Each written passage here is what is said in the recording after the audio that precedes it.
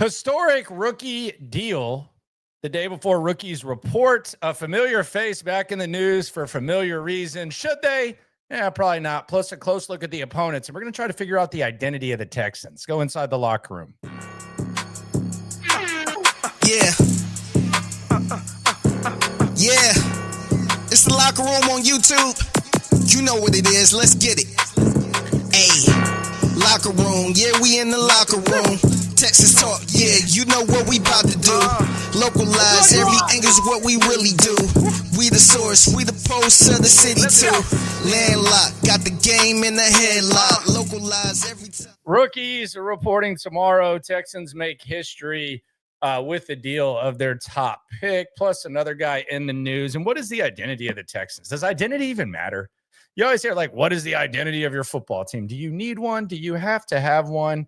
They claim that they don't really want one, but then they say that they do. I don't know. I can't keep up with these coaches. I can't keep up with the coach speak, but I can keep up with what's going on tomorrow, which is that the rookies will be reporting. To start that off, Jaden Higgins gets the first fully guaranteed rookie contract for a second rounder in NFL history. Now, what does that mean? I would think that means there's probably going to be a little bit of a trend of this, and it's kind of bleeding up to the second round. This has kind of been a thing for first round picks now for some time. I would say this bleeds into second round picks. Now, that's kind of scary, though, when you really think about it, because if we just want to localize it, and that is what we do here, look at some of the second round picks the Texans have had and where they're at. And I was talking about this today on SNL with Cody Stooch, which you should follow on all podcast platforms, as well as right here on YouTube, live every day at 4. And I just said, well, most second round picks make it through their rookie deal. And then he started naming guys. And he named Lonnie Johnson. He named Ross Blacklock. He named Max Sharping. Man, they've made some crappy second round picks. Kenyon Green got traded.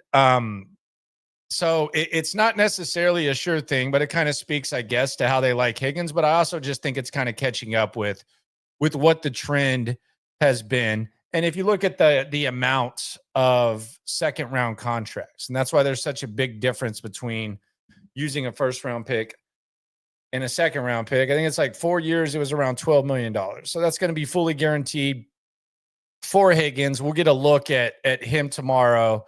But hey, some history for the Texans. Nick Caserio, he's given a fully guaranteed contract, and I got to wonder this. I mean, look, it's how negotiations are. You kind of aim high.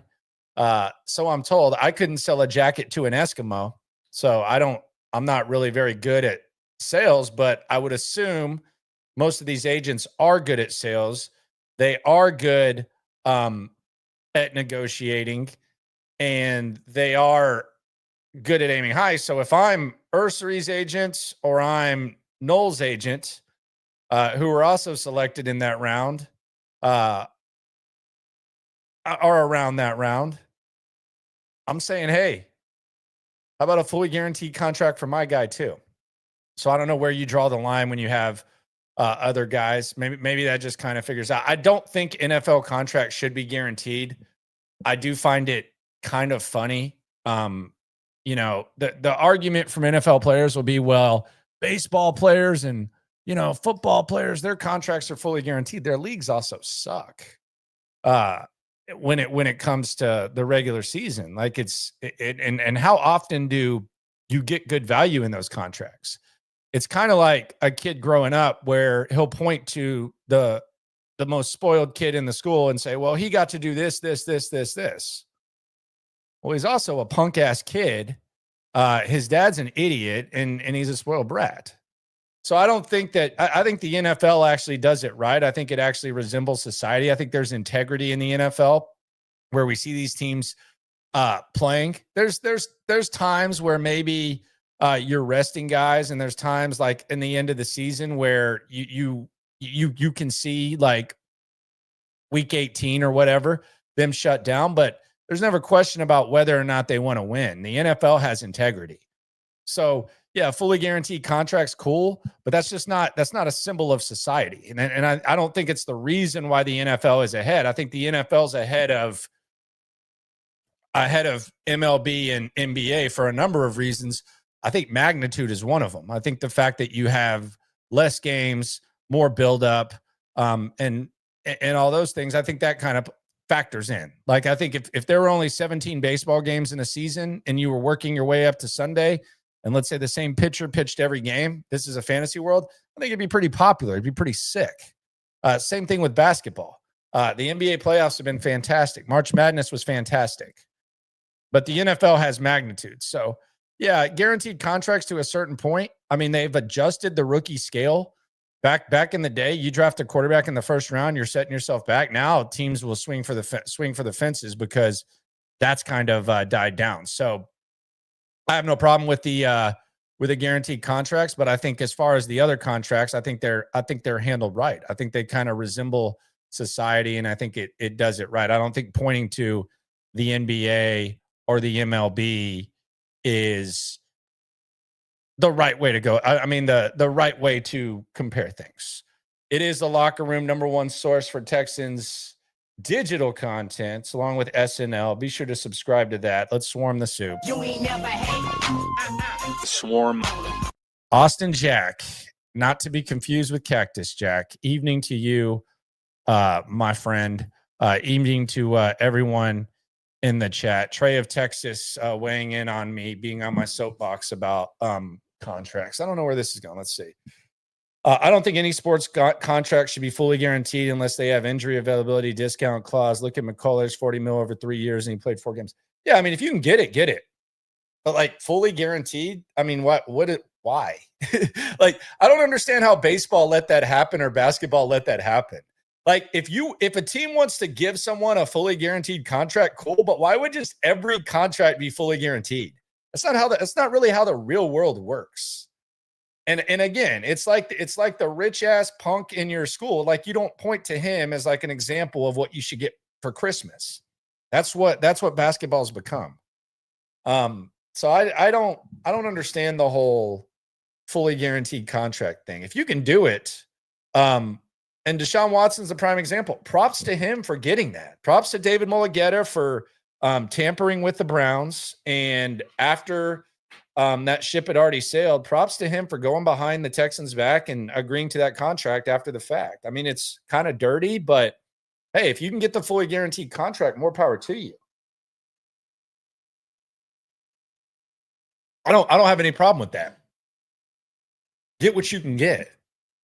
But the count, like the NFL, you hear it's funny because you hear, and sometimes when people are laying out arguments, it's actually you're actually kind of counter arguing what you're actually saying, because when you hear someone say, well, NFL players get hurt, so their contracts should be more guaranteed. Really? Is that, I mean, you should probably try to get as much money as you can, but if it's more dangerous, shouldn't that mean that it shouldn't be guaranteed? You know, like from both sides, like you understand both sides of the argument. But no, I don't think basketball contracts should be guaranteed. I don't think baseball contracts should be guaranteed. More power to them, though, if they want to do that. Brandon says, how would we feel any different about Jaden Higgins if he was picked 32 instead of picked 34? What do you mean? I don't get it. What are you asking? Like, would the expectations be higher? I think the expectations are the same. I mean, he's the first draft pick they made. He's right there on the edge. I don't think anything looks different. You have the 5th-year option. He's probably getting more money, but I think the expectations are the same. I think most people, if you ask 9 out of 10 people that view /watch /listen to SNL or Locker Room or Stootz's channel, I would say most of them probably think that he's probably the rookie that needs to step up the most. So I would say I don't think so. If he was a first rounder versus second rounder, no, I know. I know what it means. I know there's 32 picks in the first round. I don't no. I don't think I would think any different of him with 2 spot difference.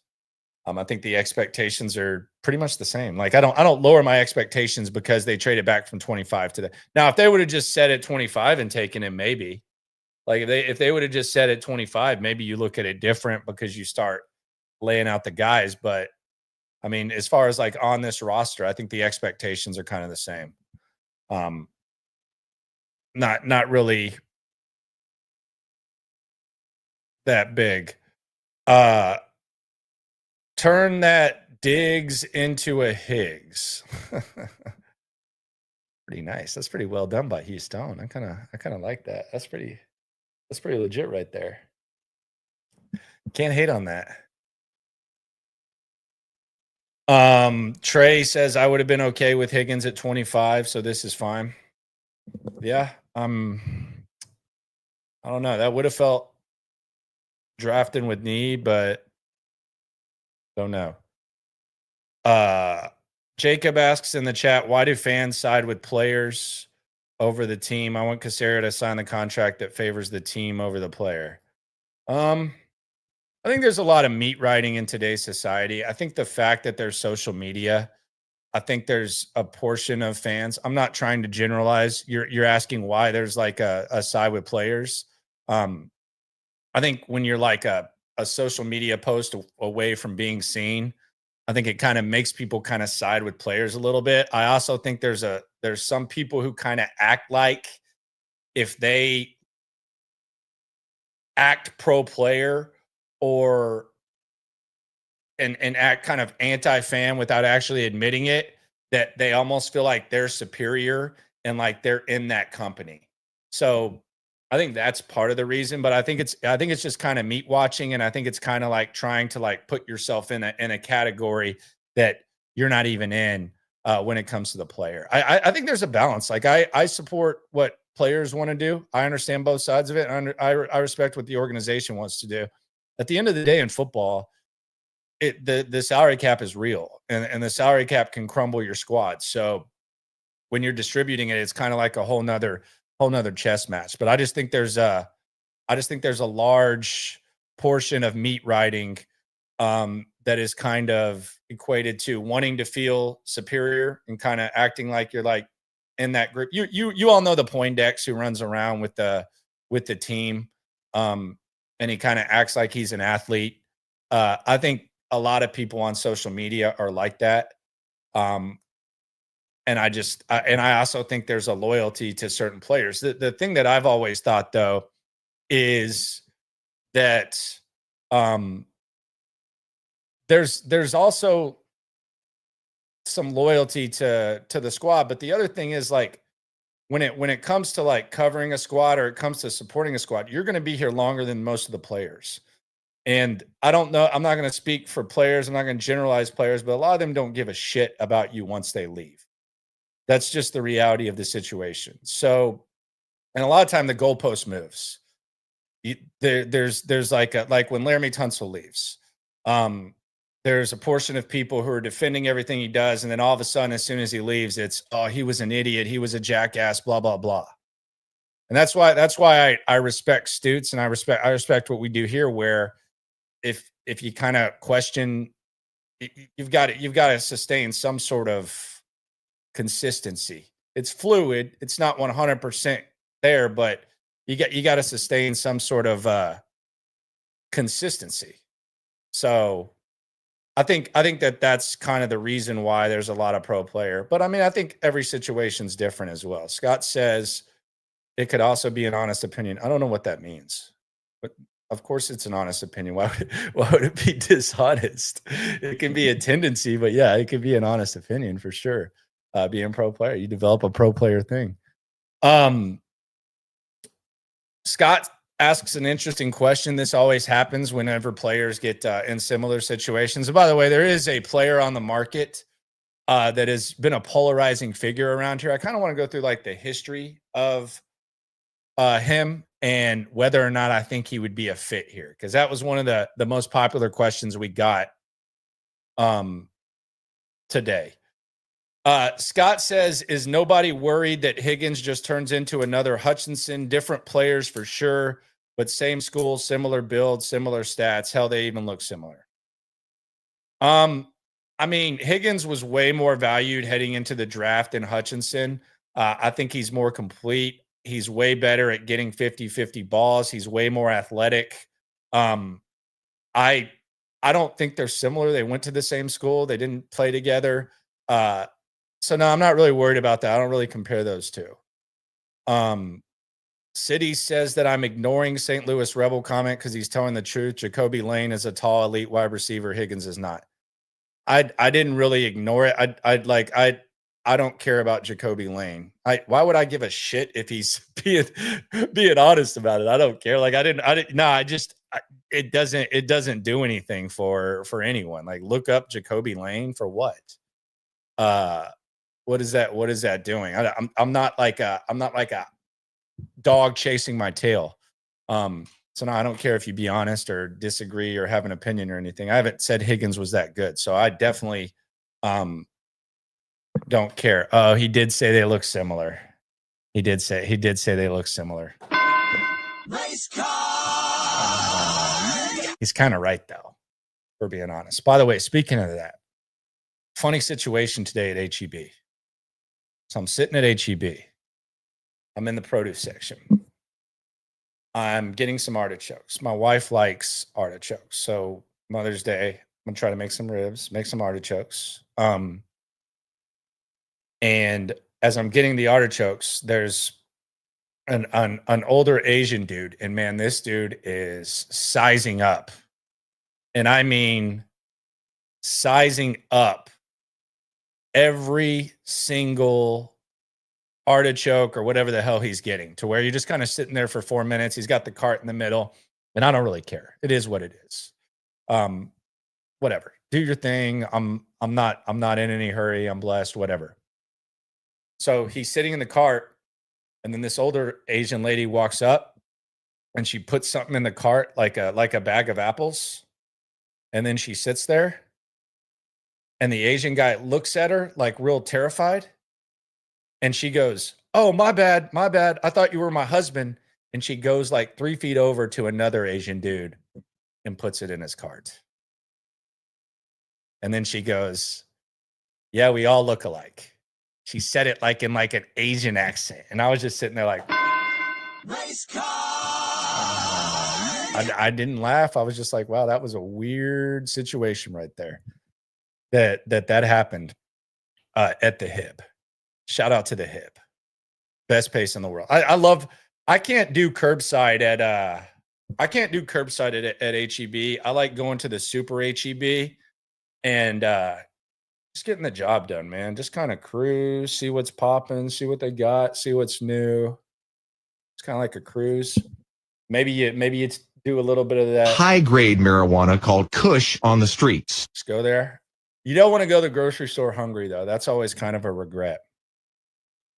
For sure. A lot of people talking about rookie numbers. I don't really care. Like I don't really care. Like sometimes like if there's a quarterback or something like that, like you wonder, or if there's like a number taken. I don't really think of any of these numbers with these rookies.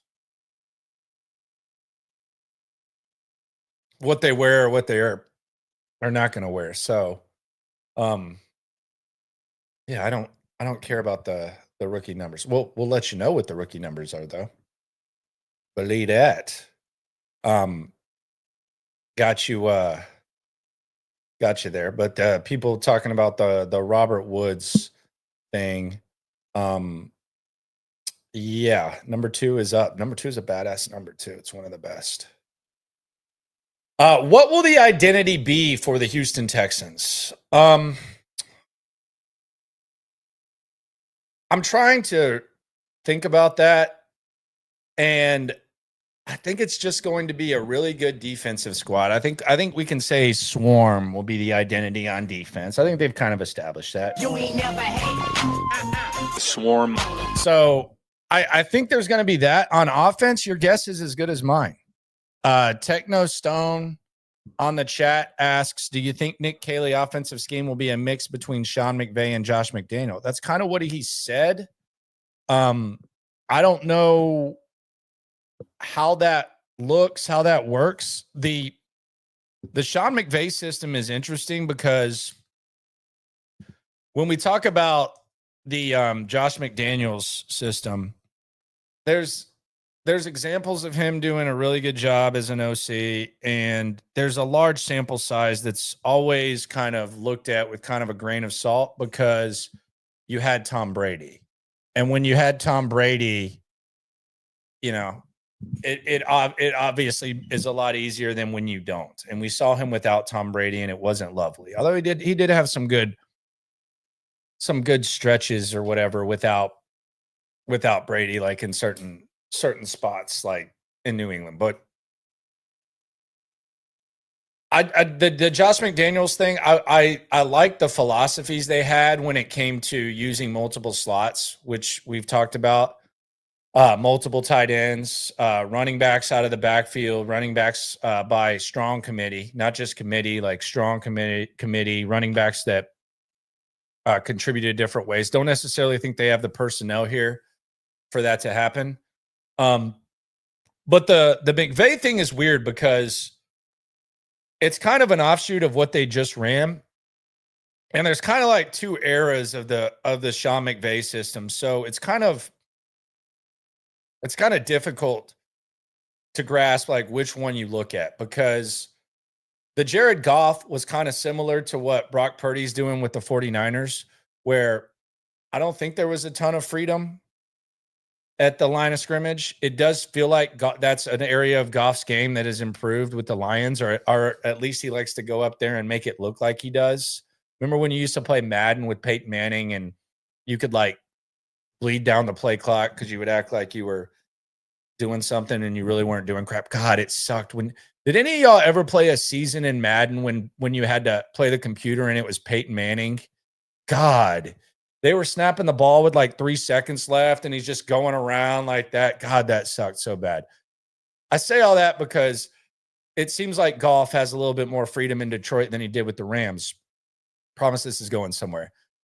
But Stafford, I think Stafford can basically, I'm not saying he runs the offense on his own, but there's a lot more freedom with Matthew Stafford, and you can see a lot of like changes at the line of scrimmage, and they kind of adjust. I think the perfect, and I'm actually going to do a video on this. I actually got the it's funny you said this. Let me see if I can pull up this thumbnail that I have, because I'm going to figure out when it's right. But I've been in the lab and I did kind of a thumbnail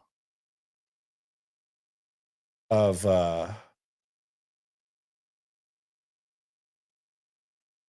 this this thought that you just brought up, which I think is going to be relevant for a while. Can't really. Oh, here it is. So I do wonder what it is, and I think we'll start to get a little bit more of a grasp at it and kind of tackle. Let's see. Share this instead. Yeah. So I think it is an interesting thing. Pat's things versus Ram things with Nick Caley. Like, what would you like to see there? But I think just the adjustments to personnel, because they had success with Goff and then they had success with Stafford. And when they had multiple slots with Puka, they used the multiple slots. And then when the Patriots had multiple backs, they were able to use multiple backs. So we'll see what it looks like on that. Higgins would be dope in number 2. That'd be sick. No doubt about that. New York's Wackest 902 says, "Why is this Landry guy being an a-hole today?" I didn't know I was. Appreciate you for coming through, though, New York's Wackest.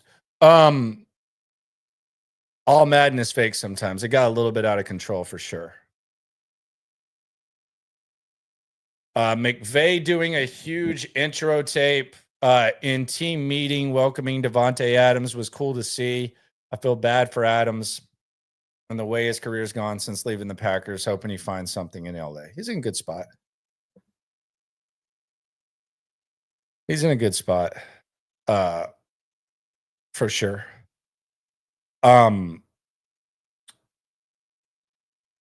This is random. This is one of the more polarizing topics. I think it's crazy as a Texans fan. You're saying that Brian Thomas Jr. is better than Nico. They essentially force fed him the ball last year. Nico is a top 5 wide receiver. Yeah, I think they're close, and I think Brian Thomas Jr. has done something that Nico hasn't done, which is play every game. I don't know that they were really force feeding him. They didn't really have a good quarterback situation, and the games were pretty close. There wasn't like a lot of mop-up duty. Look, in fantasy, I mean, are you drafting Nico or are you drafting Brian Thomas Jr.? If Nico's going to stay healthy, then obviously Nico gets the consideration. I just think Brian Thomas Jr. is good. But as far as like being fan or whatever, I cover the squad, so I try to be objective. I don't have an issue with that. Though Brian Thomas Jr., I have no problem saying that he could be as good as Nico. I think he's on track towards being one of the bigger stars in the league. But what is the identity going to be? They say it's going to be a game plan offense, which can kind of be dangerous if you don't have a good grasp of things each week. But I think the defense is going to be the identity of the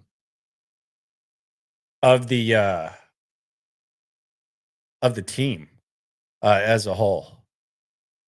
No doubt. Nico started the season a fantasy freak, then he got hurt. He's been hurt every year.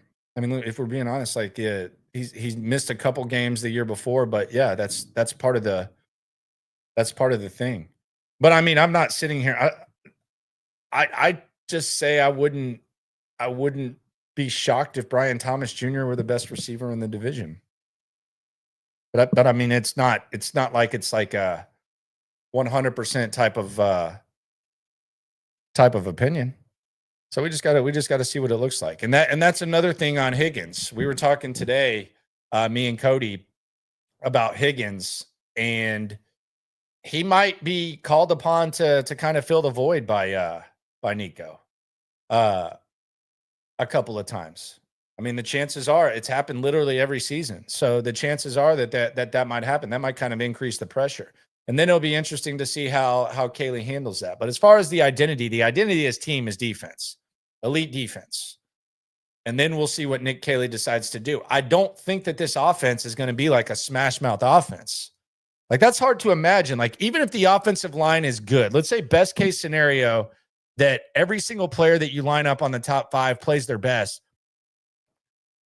I mean, it's hard to imagine this being like a smash mouth offensive team.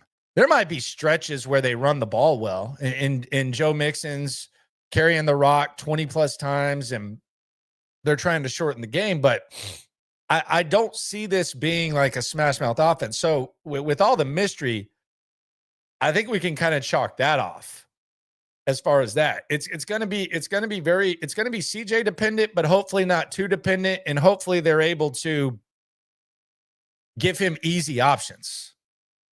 But the identity on offense, who knows? The identity is going to be awesome defense that keeps you in games. And then the offense, your guess is as good as mine. But I think we can chalk off the notion that this is going to be a smash mouth football team. I could see CJ Stroud having a hell of a season. I could see Joe Mixon having a hell of a season. But we're not going to be sitting here seeing consistent smash mouth football. And if we were, it would be nice to have another running back that you trust to kind of run between the tackles behind Mixon, which you definitely don't have, which Nick Caserio basically said as much going into the draft. And then they drafted a guy that was known for his receiving. So we'll keep an eye on the running back market. I would not be surprised to see them bring someone in. I've heard people say, well, they have 6 running backs on the roster. Okay, but I mean, let's be serious. You don't trust a lot of those guys to do much.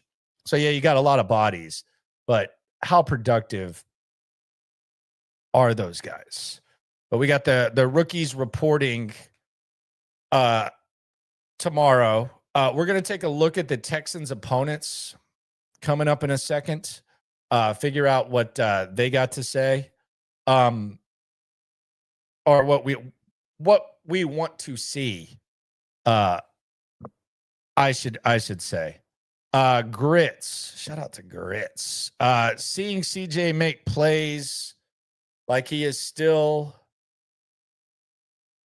at Ohio State is optimal. We need the offensive line to at least hold. Defense will give us chances. Yeah, you're going to have a puncher's chance. And CJ Stroud has shown when he needs to rise to the occasion, he can get the job done. He can get the job done. Jacob on the soup. You ain't never hate. Swarm Says, don't care what Stoots says, cut Fairbairn. People are mad at Kaimi. It was just hard to watch. Like, you could just tell he didn't want to be outside. Are they even going to bring in another kicker to compete with him? I don't know. If they did, it would be cheap. Is Kaimi going to yip his way off the team, or is he going to recover and figure some stuff out? We'll see. We'll see what that looks like. Jadeveon Clowney is a free agent once again. He's been on 6 teams. Texans decided not to franchise tag him, or they franchise tagged him and then got rid of him in 2019, same day that they traded for Laramie Tunsil. They got Barkevius Mingo, Jacob Martin, and a draft pick. And since then, he's just been on a number of teams. The Clowney thing is interesting because I believe that they should have kept him in 2019 and just made him play. And that was a year where they went 10-6. They very easily, a game or two, could have played their way into home field advantage. And Clowney at that point was kind of in a position, and he kind of held it down when JJ was out. Played very, very hard during the 17 season when JJ got hurt. But at that point, he was a guy who, he might not be consistent, but he could win you a game or so. And you go back to some of the situations that they found themselves in and some of the games that they blew. I thought they should have just kept Clowney one more year and then said goodbye. They didn't get anything in that trade. They got Jacob Martin and they got Mingo. They got half the Rock Boys, and that was the worst bit in the history of Texans football. That sucked. That was bad. That was hard to watch. That was painful to watch the Rock Boys. I felt so cringe every time they did like the air guitar, and it was so sad that Whitney Merciless was a part of it. God, one of the great model Texans just being a part of that Rock Boys thing. Such a bad bit. Goodness gracious, the Rock Boys. Let me see if I can pull up this. This was just so hard to watch. The Rock Boys. Did their Twitter account get deactivated? Remember when they opened like a Twitter account and they gave away tickets? Rock Boys. Oh, here we go. Yes.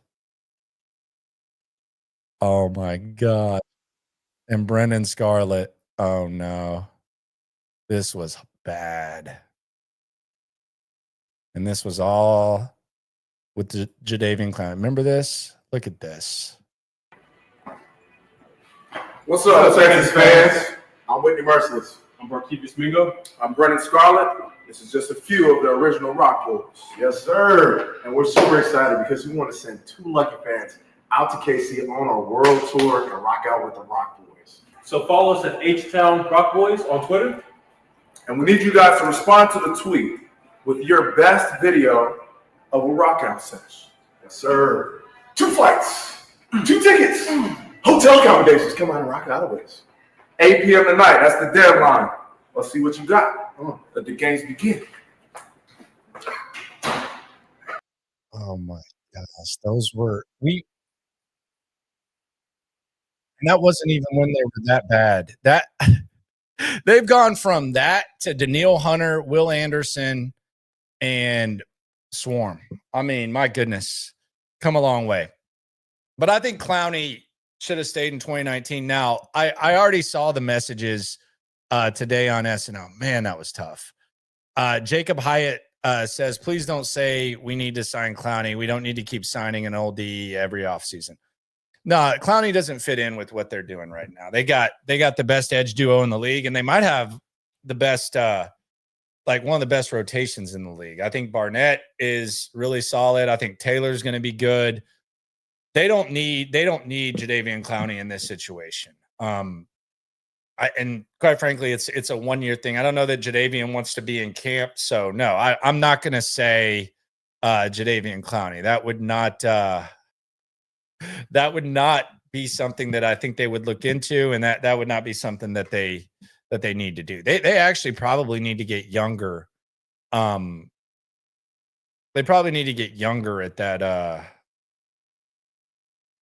on the D line eventually, like outside of Will Anderson, but they haven't really gotten to that point yet. Man, the Rock, that was terrible. Steph Curry today, kind of localizing this. Steph Curry, I thought I guess it's common sense, but the lead up to the game 2, Warriors T-Wolves, Steph Curry was just basically saying, yeah, I'm not playing.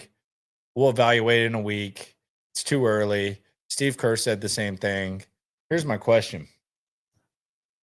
What would D'Amico say about the Steph Curry situation? Would Steph Curry be a game time decision in the world of D'Amico? I felt like Christian Harris was day-to-day for a long time, even though we knew that he was hurt. They're really weird about injuries, the Texans. Would Steph Curry have been a game time decision today in Texans land? I know football's a little bit different. But what would they have said about Steph Curry in the situation that he was in? Probably would have said, yeah. Team player says that the Warriors are getting swept. They already won game 1, so that's kind of hard to do. I don't think you can get swept when you already won game 1. So, yeah. Don't think that can happen. I don't know a lot about a lot, but I don't think you can get swept after you win game 1. Maybe you're saying gentleman's sweep. Don't think you can do that, though. Let's take a look at the Texans' opponents in 2025. We're less than a week away from the schedule release, which is one of my favorite days. I love it. The home opponents, we already know they're going to play the division teams. Then they're going to have Bo Nix, Sean Payton, and the Denver Broncos. Little Raiders action, little Geno Smith action. Then you're going to see the Buffalo Bills, who the Texans beat last year, made Josh Allen look bad. Very banged up Bills team, though. Then the Cardinals. I feel like the Cardinals could be a under the radar wild card team this year. Am I crazy for that? And then San Fran, little Shanahan D'Amico reunion, and then Baker Mayfield and the Tampa Bay Bucks. So that's a pretty decent little slate right there. When it comes to NRG, Denver's going to travel well. Buffalo's going to travel well. There's a big 49ers following around here too. There's actually some 49ers watch bars. And then the road opponents, they're going to go obviously to the division. They're going to go to Kansas City. They get to go to LA twice, which means they're basically playing on a neutral site because we know how LA fans don't really show out. So you don't have to really worry about that. Got the Chargers and the Rams. And then you got to go to Baltimore and Seattle. So it's a pretty tough schedule. Now, it's always similar in the division. There's just a couple of differences, but pretty tough schedule. I would say the ideal way to open the season, do you just want to get Baltimore or Kansas City out of the way? Do you just want to get that? Do you just want to be done with that? Just play them fresh, Baltimore, KC, see what's up. Exercise the Ravens demons. Would there be a better way to start off the season than beating the Ravens? I'm not saying it would happen. Quite frankly, it just feels like they just can't beat Baltimore. Lamar Jackson just has the Texans number, and they're better. They got a better roster. We'll see what it looks like this year, but what's the ideal way to start the season? Ravens? Is that where we're going? Baltimore, Kansas City, division. They're probably going to start out in the division. I bet it's the Jags. I'm predicting they're probably going to start out the division Jags. Maybe Cam Ward's first game with Warren Moon on the sidelines, pissing off a lot of Houston folk. He's made his side clear, hasn't he? Warren Moon. But yeah, let's just get the Chiefs or Ravens out of the way. I think that would be ideal with the Texans 2025 opponents. Reminder, schedule release next week. SNL, Locker Room, and Stutz's channel got you covered. It seemed like a lot of people on the internet were talking about the Pope. I saw that one girl, the Ager girl, Annie Ager, who has some pretty funny bits. I guess she stole some guy's joke about the Pope. Seemed like there were a lot of one-liners didn't really get. Was I the only person that really didn't follow this thing? The only contact that I had with the Pope was on the internet, and it was just a couple of jokes. I've done a good job of kind of lowering the circle of it, but I did not know this was happening. When I knew it was happening, I did not care. And a lot of the jokes really didn't hit that hard for me. So maybe I was the only person that wasn't following the Pope thing. Very, very serious. The stanky one has Warren Moon in pocket. Yeah, he is an Amy Adams stank fan. There is no doubt. Speaking of which, I ate with McClain today. I introduced McClain. This is very rare. John McClain, the legendary writer here in Houston. I've eaten with McClain 3 times in the last 3 weeks. Just kind of a weekly lunch, just BS, talk, chat, a little bit of football, whatever. But I like talking to him. It's not like hey, social media, hey, I'm with John McClain. Not anything like that. Just hang out, see what's up, say hey.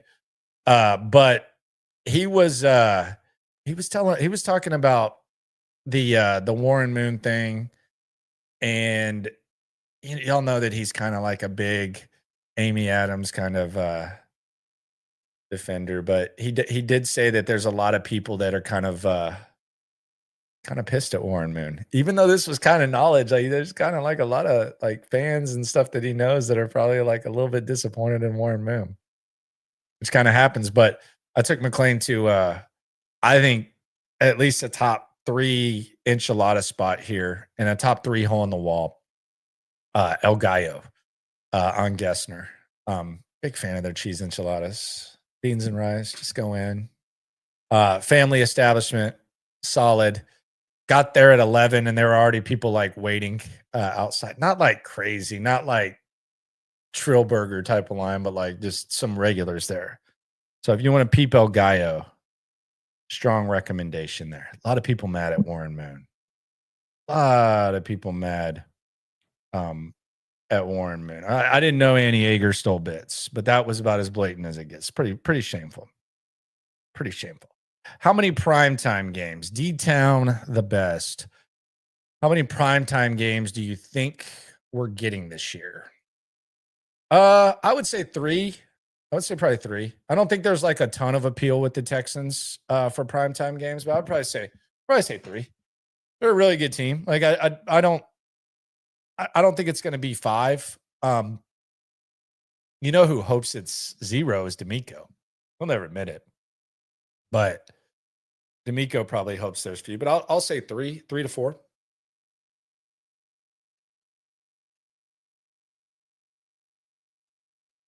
Washington's probably going to get the max this year. They're in for kind of the rude awakening of what the Texans got last year. I would say Daniels is probably a pretty big attraction, and that NFC East market actually kind of hits TV wise. Or I don't know if it hit. I mean, it hits your TV screen. Cowboys is fine. It's still kind of an event when the Cowboys are on. Philly, I guess, even though they're really good. But people like to root against or for the Cowboys. I think I don't think that it's like that with Philly. I think they're just kind of there. And then the Giants, that's just boring. Seems like when's the last time you were actually excited to watch the Giants on national TV? Like it honestly might be when they played the Patriots in the Super Bowl or like a playoff game. Like, how many times do you look at like the Monday Night Football schedule and say, "All right, the Giants are playing"? Never happens. I mean, it's whack. Philly's good. Washington, probably one of the most exciting teams to watch. So I would say that they probably replace the Texans when it comes to like the maximum allotment of primetime games. They're going to be moving around a lot more than they were last year. But I would say probably a few primetime games for sure.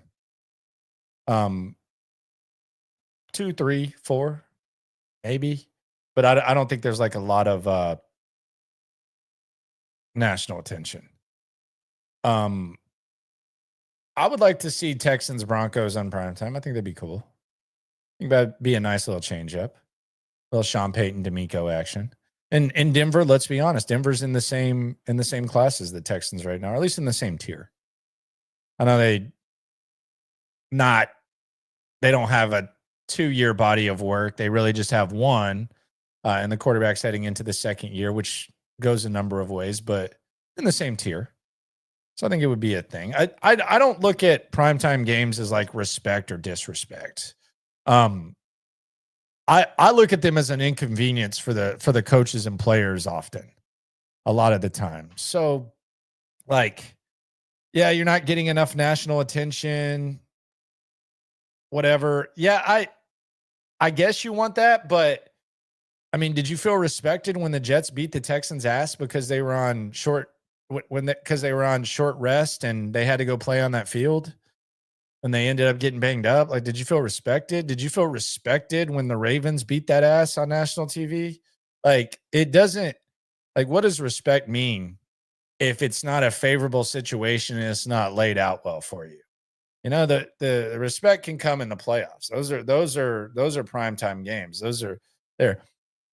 They would rather have closer to what they had 2 years ago, where there was no respect and people were sleeping on them, and they were able to have the exact same routine for 17 weeks than last year when they had to shuffle around and handle the schedule. So the respect, disrespect, national TV, all that, I think they're kind of over it.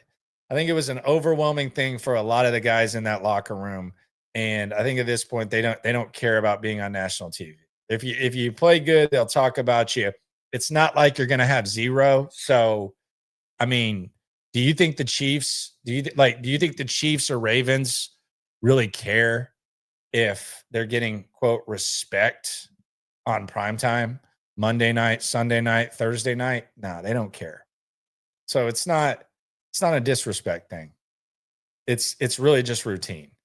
And that's what these guys want. They want to be able to have their off day on Monday, do whatever they got to do on Tuesday, go in Wednesday, fly out the same day, go to the stadium and do that. They want that to be as close together as possible. That's what they want.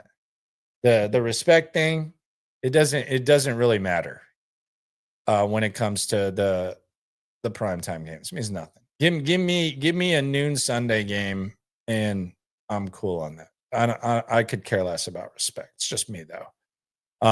It is the Locker Room, #1 source Texans digital content. Be sure to subscribe, like the video, right along. Rookies tomorrow, once again. The first reaction, the most in-depth reaction you'll get is myself and Cody Stutes. We got you covered 4 o'clock on SNL.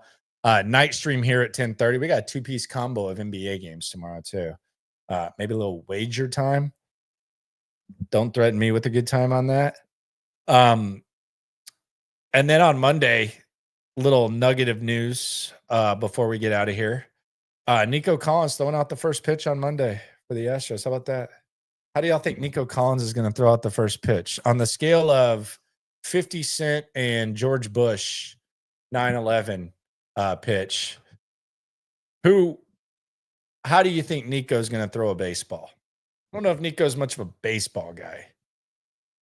I do know CJ's a hooper, and CJ Stroud has missed 2 free throws now with the first shot for the Rockets. Everybody else hit their shot. Mixon, wet.net, Tunsil, boom. Nico, boom. D'Amico, boom. CJ Stroud's the hooper, 0 for 2 on the free throw.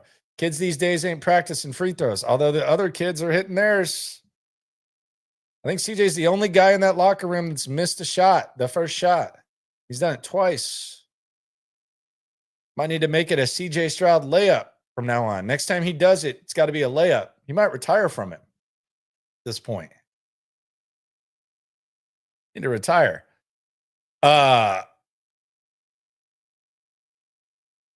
Rich Cash Out says we need to stop using weather as an excuse. Are people using weather as an excuse? You're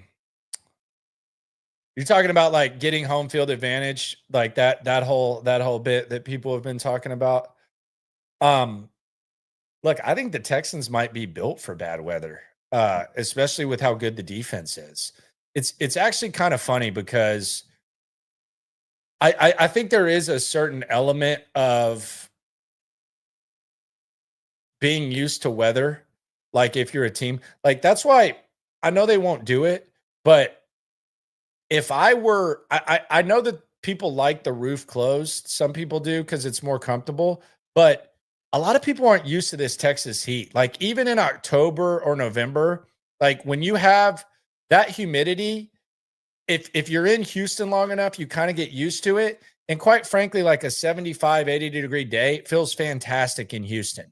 Now, if anyone from out of town comes to Houston and it's 75, 80, 85 degrees, then a lot of times you have those people just freaking out and like, man, this is terrible. I don't know how you walk in this, man. I got to stay inside, blah, blah, blah. So I always wonder, like, why not just open the roof all the time? Even when it's hot as hell, y'all are used to it. Like Buffalo, I make fun of Buffalo, and I don't think it should be allowed to have not at least have a retractable roof or an indoor option. I don't think it should be allowed, especially in Buffalo. It's always a pain in the ass during the playoffs. We always have to deal with it. But when you go to Buffalo, like if you're from Houston and you go there, your body is like not used to it. It sucks. So I wish the Texans would actually just have the roof open just so other teams had to deal with it instead of equalizing it. But the point I was making is I think there's been times the last couple of seasons and 3 seasons where Buffalo's team has kind of been built as a team that's not that is probably built better to play in good weather. As opposed to in the snow, like especially a couple of years ago where it's like, okay, if you're going to face this squad in the snow, they actually match up better with you than they're like Philadelphia this year. They had it snowing against the Rams and it was perfectly laid out for them because they're a smash mouth football team and LA wasn't used to it. But the Texans team is built to where I don't think they're going to be throwing the ball 60 times a game. I think they're going to be capable of running it. I think they're actually going to have, in a perfect world, intermediate passing options for CJ Stroud, and defense travels. So it's not like the Peyton Manning Indianapolis Colts that were kind of a dome team that couldn't play outside. It does feel like this Texans team should be able to travel on the road and win some games. And they competed last year against the Chiefs on the road. I don't think they didn't lose to the Chiefs because of the weather. So if that is an excuse, I think they do want home field advantage. That's been something that they've emphasized and they've brought up a couple of times. Will Anderson said, we can't lose to teams like the Jets or the Titans. So yeah, I mean, I guess you want home field, but this team should be able to travel. I don't know that weather's an excuse. It was definitely an excuse for Kyamie Fairbairn, though. Not to bring up the kicker again. Kind of been a popular topic, but you could tell that mofo wanted no part of being out there in Kansas City. And quite frankly, I don't either. At all. Brandon Flores says he sees the Texans losing maybe 2 games this season. Okay. That would be a hell of a record. That would be home field advantage right there. Who knows? Someone said they would want to play the Bills in the playoffs. Don't know about all that. Texans reporting tomorrow, the Rooks. It'll be a full slate. SNL, as well as the Locker Room. Be sure to subscribe. Be sure to like. Be sure to ride along. What do you think the identity of the team will be? Do you care about these rookie jersey numbers? Jadeveon Clowney, we hardly knew you. Good luck on your next venture. Hopefully he's been leasing. And always remember, when it comes to this Texan stuff, we're all in it together. Appreciate y'all for coming through. Localized every time, can't stop, won't stop. Yeah, we top 2 and we not too plugged in daily digital on YouTube. We got taste for days, opinions to give, we got takeaways. If it's up, then it's up. We number 1. You don't need to try your luck. Locker room, yeah, we in the locker room. Texas talk, yeah, you know what we about to do. Localize, every angle's what we really do. We the source, we the pulse of the city too.